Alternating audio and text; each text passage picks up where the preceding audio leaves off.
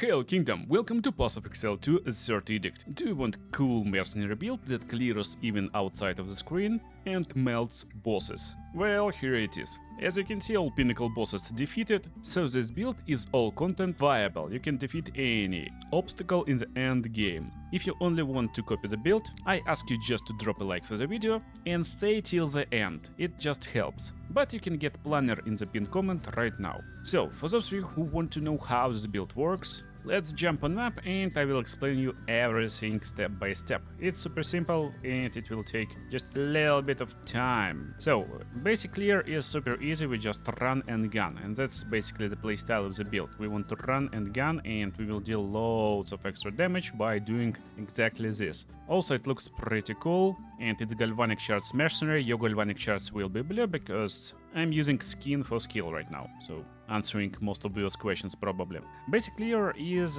just Galvanic Shards, in the end game of course. There is leveling build I used, a link to this build also in a pinned comment, but while idea is the same, this one scales for the late game, because in late game, in end game, we need a way how we can penetrate enemy resistances and deal insane amount of damage to bosses with millions of health. So, Galvanic Shards is just run and gun skill, and a lot of players actually fear to use this skill because DPS is very low, but in reality it's pretty like big, because for mercenary you're seeing DPS for projectile part of the skill, but main damage comes from beam. Basically beam deals like 5-6 times more damage and it's a lot more powerful, and it's lightning damage. So as you can see, my damage per second with projectile is 20k, but with beam it's 100k damage per second, so 120k total. And beam comes when you hit enemy, so basically projectile hits enemy and beam comes out of him. For this skill you want to use stuff that increase your damage, and you want to make sure you're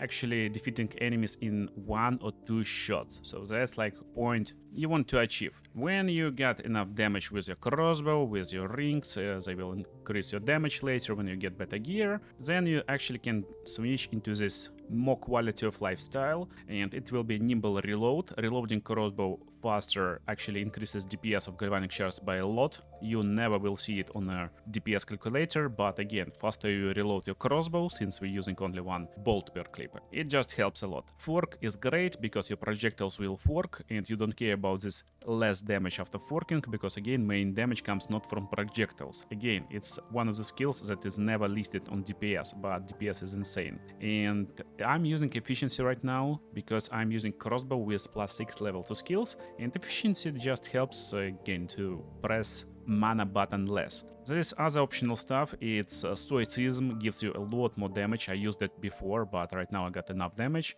Mobility helps also for some quality of life stuff, and ammo conservation is great. It gives you a chance to not consume bolt. Not consuming bolt means you don't need to reload and you shoot like machine gun. But there's another gem that can help you do exactly this. It's Arjun's medal. There's one little stuff about this gem. So it was like 1, maybe 5 exalts few days ago. But as you can see right now, I'm checking it by using PoE2 overlay, basically from Overwolf, if you're interested. Prices skyrocketed. It's 150 right now. So this one is like few divines right now. But I just showed you like optional stuff. Now, if you meet like elite enemies and you don't have enough damage to defeat them, what we're doing? Well, there's our second skill, basically. Second skill is super cool. It looks like this. We shoot like machine gun, and it's very cool, but it will do almost no damage, and it's hard to show you this because I'm basically defeating them with like 2 shots. You will understand it on boss, but this skill works exactly the same. Like it's very weird DPS, and DPS right now is 64k, but our main damage comes from pulse. Yeah, it's actually 250,000 DPS, and 250,000 is insane. It's just insane. Again, basically there's DPS from our like basic projectile, but this will deal a lot more extra damage when target is shocked. And basically you can hit elites who is really like fat elites with loads of health or maybe lots of projectiles. You just switch. Oh, here we are. I switch and I'm ta-ta-ta-ta-ta-ta. That's basically how it looks like, but she's standing in the void, I need to come close, and therefore she's defeated. It's like mechanics, but damage is insane, of course. So for this skill, it's elemental ornament. Again, we're looking mostly for damage. It's elemental focus for more damage, fresh clip, which will give us more damage when we reload this stuff, stoicism for more damage when we're not rolling, and rapid attacks. I used super critical, it's fun, but I guess rapid attacks is just better. You shoot faster, therefore it's kinda more chances to critical hit. If you shoot more bullets in the same amount of time, basically it's more chances for every bullet to crit. Now, for like stuff that also helps us clear is Herald of Thunder. It's elemental focus, lightning attunement, elemental ornament, concentrate area. Again, just like more damage. Emergency reload is great. Cooldown recovery, prolonged duration, efficiency too. Basically, it costs less, it stays for longer, it will have less like increased cooldown recovery. Emergency reload is super cool. Basically, you want to kinda shoot. When you're almost out of ammo, you just click the button and you instantly reload and you continue shooting with extra damage on top. Also, I'm using loads of other skills with Spirit Reservation. It's Wind Dancer with Blind to blind enemies. Basically, they hit us, Wind Dancer will push them away, therefore they will have less chances to hit us again. Wind Dancer will regenerate stage, and again we're getting more evasion, basically like this. But I'm using it also for like inflicting more damage, therefore it's close combat, it's lightning attunement and shock. Technically, I'm dealing a little bit of extra damage as lightning damage with this skill. It probably shocks enemies. Sometimes it's very useful against elites, because when you're mapping, you're basically using galvanic shards to inflict shock. It's a little bit hard from time to time, but when you come close to enemy, it's a lot easier, since all bullets will be combined into one single kind of big hit. So this elite is really hard and powerful. I come in close, pam, he's out. Basically, that's how it works. And then I'm finishing him with shock burst if needed. Then we're using overwhelming presence, and this helps us to reduce enemy ailment threshold, therefore we will have increased chance to inflict shock and also increased chance to stun them. That's also very good, because with this build we will stun enemies a lot, especially bosses. And last but not least, War Banner. War Banner is great, it gives us more attack damage, increased accuracy and increased attack speed. Technically this stuff gives you just insane amount of extra damage. It's just insane how much like power we get just from one War Banner. And of course we're using prolonged duration. I played a little bit with delayed gratification, but it doesn't look like it's a good one, so we will change it later. Refraction to inflict elemental exposure to enemies, just a little bit, but a little bit helps. And most importantly, expanse and magnified area for more area of effect. Basically, as you can see, my banner covers like whole screen, which is crazy. How do I get so much spirit? Well, it's because I'm playing Tactician, so persistent buffs will have less reservation, but if you're not having full points yet, then definitely you want to have a solid plan, you want polish that gear, and also you want stay light, use cover. So that's basically what I'm using right now for nice protection layers. And last but not least, I picked whoever pays best. Basically it gives us ability to gain glory without ever attacking enemies. This gives me ability to basically generate power for my banner when I'm AFK, before a boss fight. It's very useful against like expedition boss, for example, where we don't have time to actually generate this power. So that's basically all the skills, but there's one more, of course, companion. You probably get a question like, why do we need this companion? Well, because he got extra physical damage aura for 40% increased physical damage, which will be converted into lightning damage with our skills, and that's pretty great. You curious where to get him, and it's super easy. You just need to go to Kari Crossing and you need to find location with traveling merchant. So in this location there will be two guys like this who is fighting right now, and he's pretty powerful, of course, because he can't die, as you can see. And you need to instantly press pause before you kill them and go into restart at the checkpoint section. Then you restart, you don't move, and you check these bugs. If there's any good bug, then you use skill Tame Beast. So it's skill Tame Beast basically. After using this skill, kill the bug and he will be in your pocket. You will be able to use him basically. This bug gives us a lot of damage, not only from his aura, but also from this part of passive skill tree. As you can see, it's pretty massive. So we get this damage, companion damage, and basically companion will deal more damage, but also we get increased damage while companion is nearby, and all these nodes are basically the same beside inspiring ally. Increasing and reductions to companion damage also apply to you, which is pretty much insane, as you can guess. So after getting this node, our ally, our beautiful bug, will actually give us plus 22 damage when he's nearby for every single node like this. And there's a bunch of them. There's a bunch of them over here, there's a bunch of them over here, and there's one over here. As you can see, I'm using 2 weapon sets, and I will just leave a link in the description if you don't know how to set up them. It's just a little bit of work, but technically one weapon set goes for reload speed and for power with this ally, also with less movement speed penalty from using skills while moving and more damage while moving. That's basically our run and gun style. And second skill tree goes into magnitude of alignments and also into magnitude of shock and shock duration. That's actually the final biggest part of our build technically, because to melt bosses we need to shock them, and we don't want to shock them with galvanic shards. It just takes so long and it's very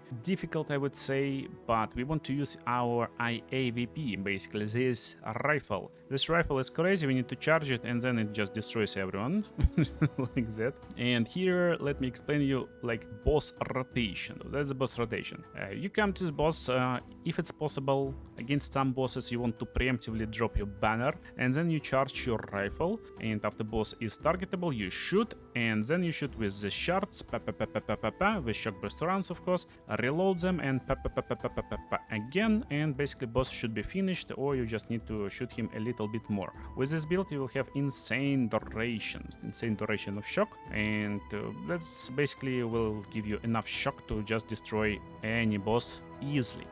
We'll go and see on this one actually right now. But technically that's the build. Of course, since you understand why we're using load plasma blast basically to shock enemies, and of course you understand and we want to increase damage that we're inflicting, so it's lightning exposure. When we're inflicting shock with the skill, we're also exposing target for even more damage. Overcharge to increase magnitude of shock, but the shock will be redirected back to us. Lasting shock for more shock duration, burgeon for more damage per second when you channeling the skill, and inevitable critical to make sure we hitting critical strike for really big damage. More damage we inflict with lightning damage, the more chances to shock. The most problematic one is overcharge. Of course, we having insanely overpowered shock, but we also shocking ourselves, and I died a lot of time before I realized that I just need to use grounding charm. You don't need Black Cat, you need just grounding charm that protects you from becoming shocked. So whenever you're shocked, you just using this charm automatically and you're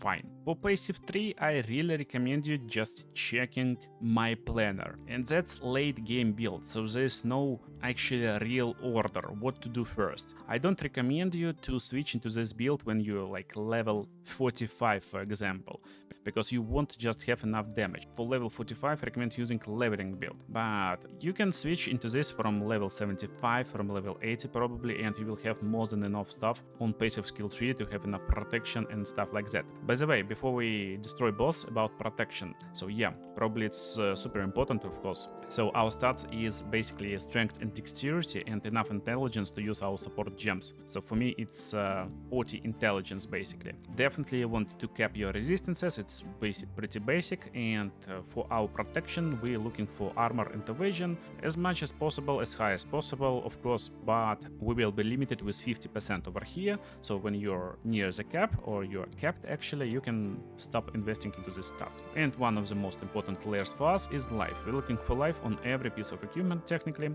but also we using this new defensive layer which is deflection. I got a really high deflection chance, 45%, cool, and it mostly comes from from our passive skill tree from this node, enhanced reflexes, we're gaining deflection rating based on evasion, but also from my gear. So I'm gaining deflection from my boots, from my helmet, and even from my body armor. Also one of the biggest bonuses, this new bonus, it's on amulets and also on body armors, I guess, but maybe even on helmets and maybe on belts, but I'm not sure. Right now it's increased maximum life. Increased maximum life is great because it increasing your overall maximum life, so that's a big one. It gives me basically like 250 life. So let me just take this off and look at my life. Pow, yeah, so I'm getting like 500 life just from one single amulet alone. It's really big bonus for me, and that's enough to actually clear all content. One of the little tips, of course, to survive, I like to use utility belt. It doesn't need to be actually ingenuity.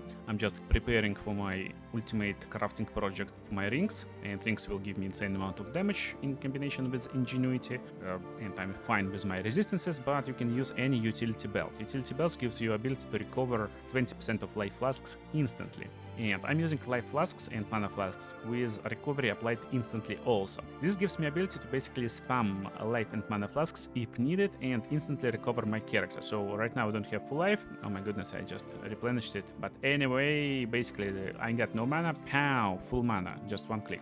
Now let's melt the boss, I guess. So you understand full combination. This boss is targetable before he starts fight, so I'm going in, I'm placing banner, and now I'm charging, and he's targetable. Pow, and we're basically unloading. Yeah, unloading and trying to defeat him. He got some protection, but basically that's it. He's out. Again, as I told you, gear can be better, we will have more power, and that was last difficulty boss. So it's tier 5 boss. He is pretty beefy, and probably last thing you need to know about this mercenary is what crossbow I'm using. Technically, you're looking for increased physical damage, you're looking for added physical damage, and one type of elemental damage. I like increased elemental damage with attacks 100%, but I got gain 30% as extra lightning damage, which is also great bonus for me. And on the bottom part, you're looking for critical damage bonus, you're looking for critical hit chance, and level to all attack skills. So that's our best in slot. Attack speed will also work. You probably think this crossbow costs a lot. Well, yeah, there's only two right now that a little bit close on market, but this extra damage is lightning damage actually gives us insane amount of extra DPS. That goes for like 1000 total DPS, almost, maybe like 850, maybe 900, but it doesn't matter. But you don't need like 100 divines to buy this crossbow. Yeah, you can just watch video on the screen right now how I crafted this, because I'm using everything that I craft myself and solo self-found. So I hope you enjoyed this video. See you in the next one.